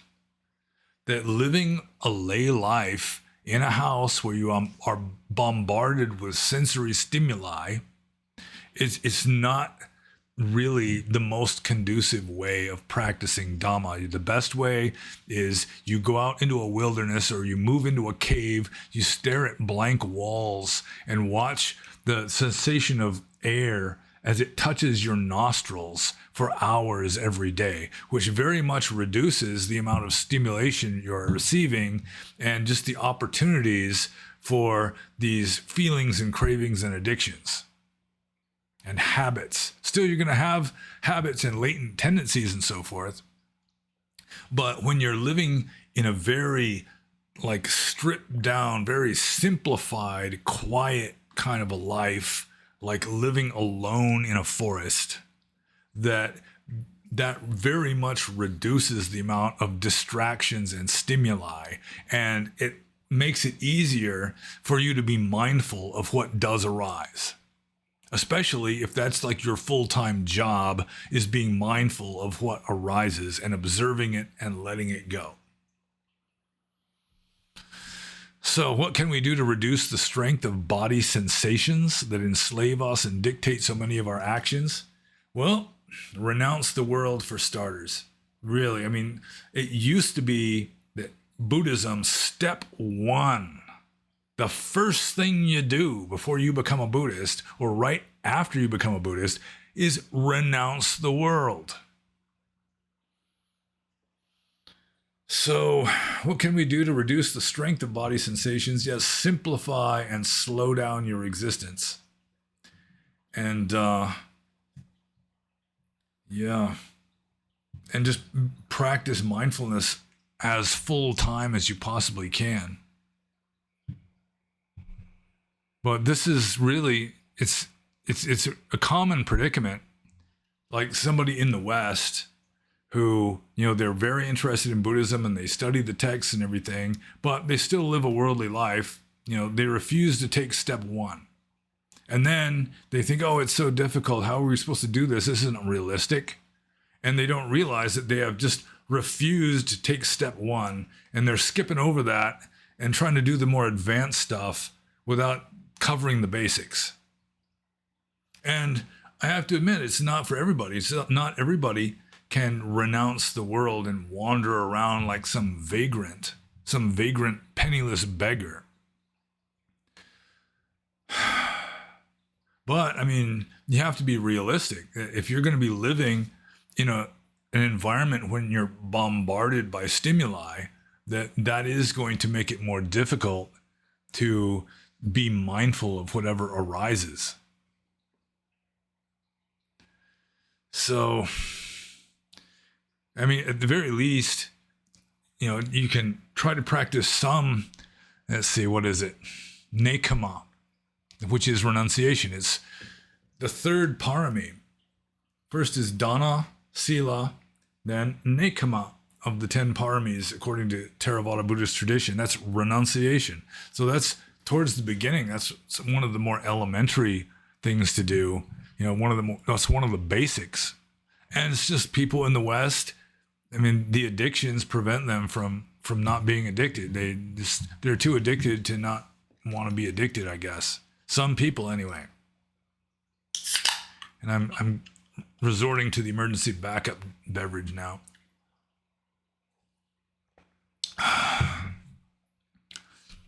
So, I mean, the best thing you do, I mean, even just sitting alone in a room isn't ideal, because these addictions and habits may not have an opportunity to arise in a situation like that.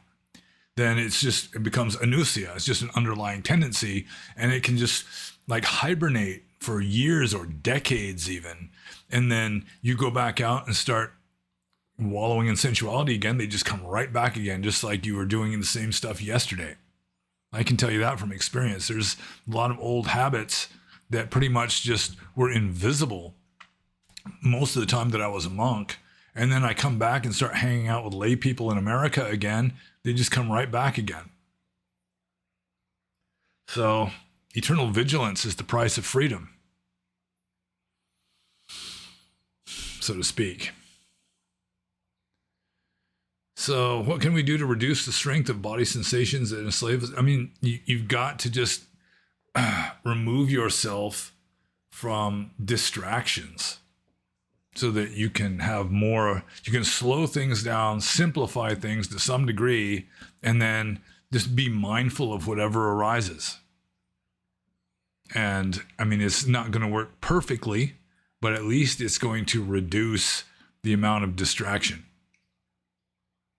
This next question is from Kevin, and I have no idea where Kevin comes from, why he was moved to ask this question. But as a general rule, I do answer questions unless they're just flagrantly just like abusive or something. Anyways, Kevin says, I know you liked a drink as a monk. Did you have any drunken monkey kung fu skills? When you disrobed, did you have to give up the kung fu, or are you still a bit handy? And then he says, Hiya! Well, Kevin is delusional if he says he knows that I liked a drink as a monk. In my 30 years as a monk, I drank a total of 1 beer. And that was when I was in America, hanging out with Americans. I thought, what the hell? I'll have 1 beer. And that was it. I had accidentally would take a sip of like medicine that turned out that it had alcohol in it. A few times I would take a sip of some kind of fruit juice or sugarcane juice that had started to ferment in the tropical hot weather in Burma. It starts tasting like wine a little bit. So you have to confess the offense. So how Kevin comes up with this idea that I like to drink as a monk, unless he's just talking about water, which I don't think he did, because he's asking next, did you have any drunken monkey kung fu skills, which indicates just an ignorance of Theravada Buddhism in general.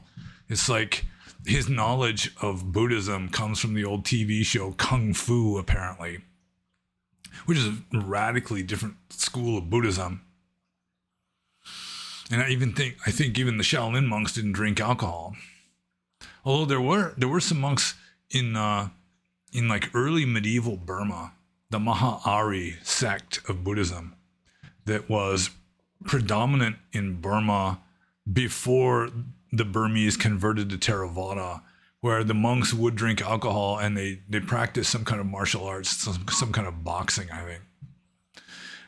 But speaking of the old TV show Kung Fu, there was a generous supporter and viewer of this show sent me for Christmas a boxed set of the entire Kung Fu series, including some like extra documentary stuff, which I haven't watched yet, but I certainly will, God willing, inshallah.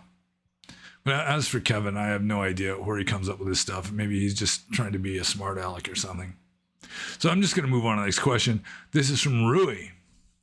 And Rui says, how would you approach or relate the notions of fourth jhana and Christian limbo? That's just kind of that's a strange one. Christian limbo. I don't really know much about it. I mean, it's supposed to be where unbaptized babies go if they die before they get the opportunity to be baptized, that they go to this limbo. And also, I think virtuous pagans in some versions of Roman Catholic tradition go to limbo. Although, of course, Dante's Inferno had like the top ring of hell being the circle of virtuous pagans. So how would I approach or relate the notions of fourth jhana and Christian limbo? Yeah, it's just coming from two entirely different traditions, two entirely different intentions for a state that is just kind of a nebulous state without any content. I don't know. I guess you could call fourth jhana nebulous. Certainly, it's almost it's as devoid of perceptual content as possible. And Christian limbo, I mean, I'm no authority on Christian limbo, where unbaptized babies go. I mean, what would be in the mind of an unbaptized baby even before they go to limbo? I mean, there probably wouldn't be a whole heck of a lot of thinking going on. You know, a newborn baby is, I don't think that they're thinking very much. So I think that they're very unrelated. There might just incidentally be some sort of indirect overlap between the two. But again, I'm no authority on Christian limbo. So I think I'm just going to move on to the next question. And this is from Fred. And Fred says, could we say Nibbana is vibrationless? Well, we could say that. But anything you say about Nibbana is going to be invalid. So you can say Nibbana is vibrationless. You can say that vibration is just utterly irrelevant to Nibbana. You can say Nibbana is without curves. Or you can say that curves are just totally irrelevant to Nibbana. Depends on how you look at it. And no matter how you look at it, if you're looking at it from a perceptual perspective, it's going to be ultimately invalid. So I think when Fred says, could we say Nibbana is vibrationless, he's talking about like different vibration rates for like different levels of reality or something. And I just say that, yeah, the vibration rate is just irrelevant. It doesn't really apply. So I'm just going to move on to this question. This is from Arpad. And Arpad says, how often would you get sick from the food you received as a monk in Burma? Well, if the raging trots in the middle of the night doesn't count as sickness, then it was almost never. But if like sudden emergency trips to the outhouse in the middle of the night count as being sick, it was fairly common. In fact, it was pretty much of a daily occurrence for my first 4 months or so in Burma. And there are certain foods, I've said it before, danger foods like shrimp or already peeled pineapple, things like that. It was really, you were playing Russian roulette with your own sphincter in a case like that, because with tropical heat and no refrigeration, some kinds of food go bad really fast, and then you wind up making emergency trips to the outhouse. Aside from that, the only thing I can really think of is I had some kind of hepatitis once when I was in Burma, and I got 3 different interpretations of it from 3 different doctors. The first doctor said it was a complication of malaria, which I hadn't had malaria in a while. I was skeptical of that one. The second doctor said it's probably just something I ate or drank, and I think he might be right. And then the third doctor, who was in Rangoon, said that it was amoebic hepatitis caused by dysentery amoebas invading my liver. So, if the second doctor was right, and I think there's a good chance that he was, then I guess that would me getting sick from something I ate or drank. I caught cold sometimes just from, Burmese villagers have very little concept of hygiene. And so, anyone who watched The Road Warrior, you remember the feral child from The Road Warrior? There are Burmese versions of that feral child in Burmese villages today, and sometimes their mama will send them out with some food to put in the monk's bowl, and he'll be like sneezing directly into the bowl of food, or coughing into it with just black rimmed fingernails, unwashed hands. He'll just put the food into the bowl. I've had people with leprosy put food in my bowl. I remember one time this nice lady in the village blew her nose with her hand and just kind of flung the snot off, and then used that same hand to put food in my bowl. And a monk is not supposed to even raise an eyebrow. You're supposed to just keep a poker face and respectfully accept whatever's put in there. And if you protect Dhamma, Dhamma protects you. Your Dhamma protects you as a general rule, although I did catch colds sometimes. Pretty much at first, I caught every cold that came around. You know, it was like the viruses, the strains of cold virus were different in Burma than they were in America. When I lived in America for many years, you know, it's like I was exposed to most of the major strains, so I had a certain amount of resistance to them. But in Burma, there were like these strains that I hadn't been exposed to before, so I had very little resistance. And so all it takes is one grubby little kid to sneeze into the food before he puts it into my bowl, and then I eat it, and I get a cold. So, but with regard to like getting really sick from eating the food, aside from just the midnight trots and an occasional cold, plus maybe one case of hepatitis, that generally I didn't have much problem with that. And so I'm just going to move on to Arpad's next question, which is, did you ever need to get treated for parasitic infection? And you get worms a lot, mostly pinworms, living in Burma. And in fact, it was so common in tropical Asia that somewhere in the texts, there's a theory that when a person dies, that like the maggots that start appearing like on the corpse are really just the intestinal worms that are like percolating up to the surface. Can't remember where I read that, but it was in some Pali text. But yeah, I had a doctor advise me just every 6 months take a dewormer, just in case, because it really is just endemic, especially pinworms. But you can get worse kinds of parasitic worms like hookworms and stuff, especially when you go around barefoot. You can get hookworms fairly easily because they burrow up through the soles of your feet to get into you. So did I ever need to get treated? I mean, I would have survived probably without taking the dewormer pills. But I kind of like there was a certain dewormer pill that came from India that it said even on the wrapper, a warning, it can cause strange dreams. And it really did. You get these really weird, surreal dreams when you take the dewormer pills. So, yeah, that's about it. Parasitic infection. Let's see. Yeah, that's pretty much it. Oh, I mean, there was like bed bugs and so forth, but that's not really an infection. That's more of an infestation. But I'll spare you the horror stories about bed bugs. And I'll just move on to the next question, which is the last question after a little over 2 hours. So yeah, I haven't been digressing much, and I've been fairly succinct in answering some of these questions, if not curt. So the result is that we're way below 3 hours this time.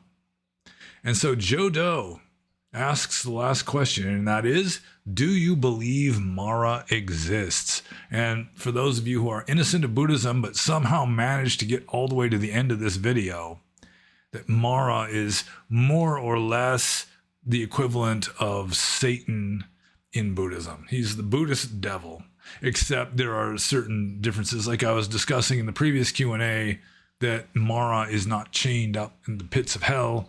He is up in the highest heaven realm of the sensual sphere with his 3 voluptuous daughters, enjoying the creations of others. He's in the heaven of the devas who enjoy the creations of others. And Māra, he's not so much evil. He's samsaric. He's like the god of samsara. And if he can't get you to be bad, he'll get you to be good. Because if you're good, you go to heaven, which is still in samsara. You're still within his realm. So what he really doesn't want is anyone becoming enlightened and escaping from his realm. So do I believe that Māra exists? In my theory of everything, the uncarved block of marble, the Māra statue is in there. So In that sense, he exists. Ultimately, Māra doesn't exist, just as ultimately I don't exist, you don't exist, nobody exists. So it's kind of a trick question. But personally, Māra is redundant. I don't think there's any need for Māra. Even assuming that in an infinite universe, anything that possibly can happen does happen. Unless it's just sort of like an Nietzschean repetition of the same world over and over again, which I don't think is the case. So somewhere out there, Māra exists in a relative conventional sense, just as we exist in a relative conventional sense. But I don't think that there's any real need for a cosmic bad guy. That humans really don't want to be enlightened anyway. We mess up our own lives plenty well enough. Māra can't do anything to us that is not in agreement with our own karma. You know, Māra can mess with us only if our karma is such that it allows Māra to mess with us, that Māra ought to mess with us, so he does. Something like that. But another thing that makes me a little skeptical of this cosmic bad guy is, I mean, to have certain positions that have to be filled, you know, like Saka, King of Gods, or Māra the Tempter, that after one being ceases, you know, you got Saka, King of Gods. I mean, gods in Buddhist cosmology do not live forever. So after one Saka, King of Gods, fades out and is reborn somewhere else, he gets replaced by a new Saka, King of Gods. Same goes with Māra. So after one Māra dies or ceases to exist as Māra, a new Māra is reborn to take his place. And it's just like this job title. And I don't know, it just seems like a very much of an artifact of pre-modern mythological tendencies more than an empirical observation of the way things are. So I have little doubt that there are like wrathful and malevolent superhuman beings out there that can mess with people sometimes. I've watched enough ghost shows to see evidence for that. But I really am skeptical that it works the way the texts say it works. Like even Satan, I mean, Satan really got invented by the Jews during the Babylonian captivity based on their observation of the Zoroastrian Persians who had two gods, a good god and an evil god. And then as the Jews were gradually becoming more civilized, becoming less barbarous, they were seeing that it's really not so good to have their god be just this cruel, bloodthirsty tyrant. So it was sort of made them feel better to put a lot of the evil, worse stuff under somebody else.